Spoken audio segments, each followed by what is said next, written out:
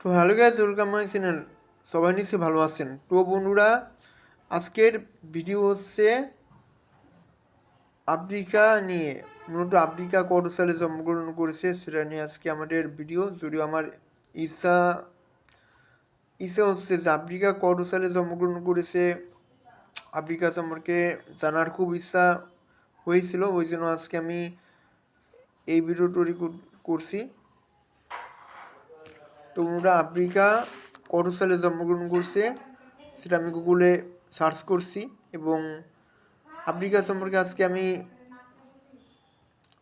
আপনাদের বিস্তারিত বলবো। আফ্রিকা কত সালে জন্মগ্রহণ করেছে, তো মূল ভিডিওতে যাওয়া যাক।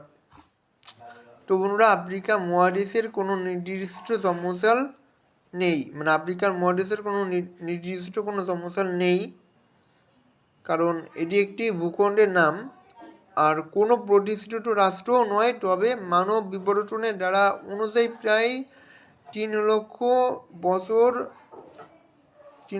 বছর আগে পূর্ব আফ্রিকায় আধুনিক মানুষ হিমো স্পিন্স প্রথম আবির্ভূত হয়েছিল, যা উইকিপিডিয়া অনুযায়ী পরিচিত। এছাড়াও ভূতাত্ত্বিকভাবে এটি কোটি কোটি বছর পুরানো একটি মহাদেশ। 1 থেকে 12 মূল তত্ত্বগুলি মানুষের উৎপত্তি, আধুনিক মানুষের হোমো স্প্যানিশ, প্রাচীনতম জীবাশ্ম প্রায় 3 থেকে 15 বছর পুরানো মরক্কো ও ইথিওপিয়ার পাওয়া গেছে, যা প্রমাণ করে আফ্রিকা মানবজাতির আদি নিবাস ও ঐতিহাসিক সভ্যতা। প্রাচীন মিশরের সুসভ্য ইতিহাস খ্রিস্টপূর্ব 4শ সংসবাদ থেকে শুরু হয়েছিল। ঔপনিবেশিক বেশিকতা ও স্বাধীনতা 1870 সালের পর ইউরোপীয় শক্তির পুরো আফ্রিকাকে ভাগ করে নেয়। তবে বিংশ শতাব্দীর মাঝামাঝি সময়ে অধিকাংশ দেশ স্বাধীনতা লাভ করে, যার মধ্যে 1960 সালে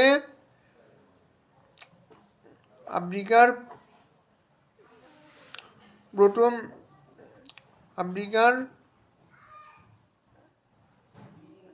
বছর হিসেবে পরিচিত। 11 থেকে 14 সংক্ষেপে আফ্রিকা মহাদেশ হিসেবে প্রাচীন হলেও আধুনিক মানুষের বিবর্তনের কেন্দ্রবিন্দু হিসেবে এর ইতিহাস প্রায় 3 লক্ষ বছরের পুরানো।